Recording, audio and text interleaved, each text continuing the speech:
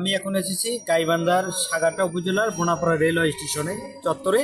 এখানে আমি আজকে আপনাদের সাথে নতুন এক মানে খালি কণ্ঠে যে একটা বাদক তারা গান গায়, তার দুটি চোখই অন্ধ।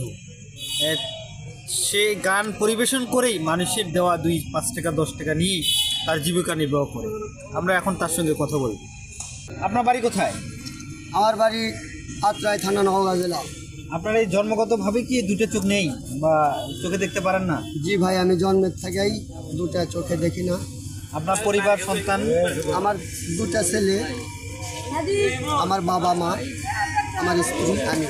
এই যে আপনারা দুজনকে দেখছি, একজন বাদক এবং আপনি, আপনাদের প্রতিদিনের যে এটা গান পরিবেশন করে মানুষের দেওয়া টাকা কত টাকা হলে কত টাকা ইনকাম আসে আপনার? মনে করেন 200, 150, কখনো 50, কখনো 20।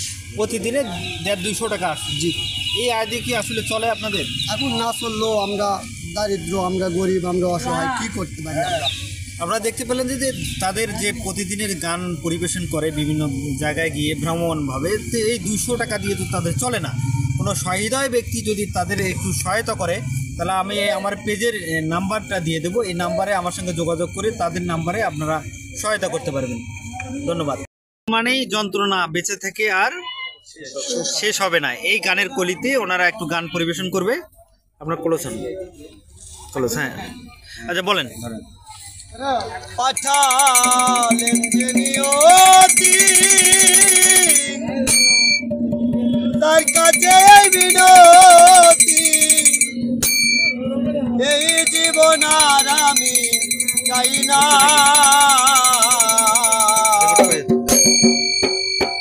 জীবন মানে তো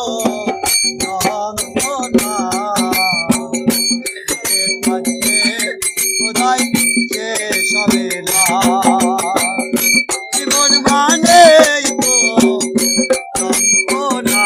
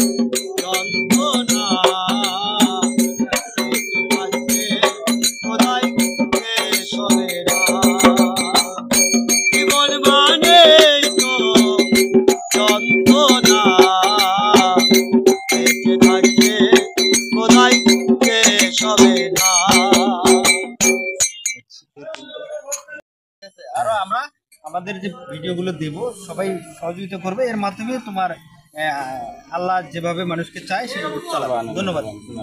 এই জীবনে শেষ হবে না, এই গানটাই মধ্যই আজকের এই জীবনের পথ চলা। এই ছিল আমার কাছে সর্বশেষ। ধন্যবাদ।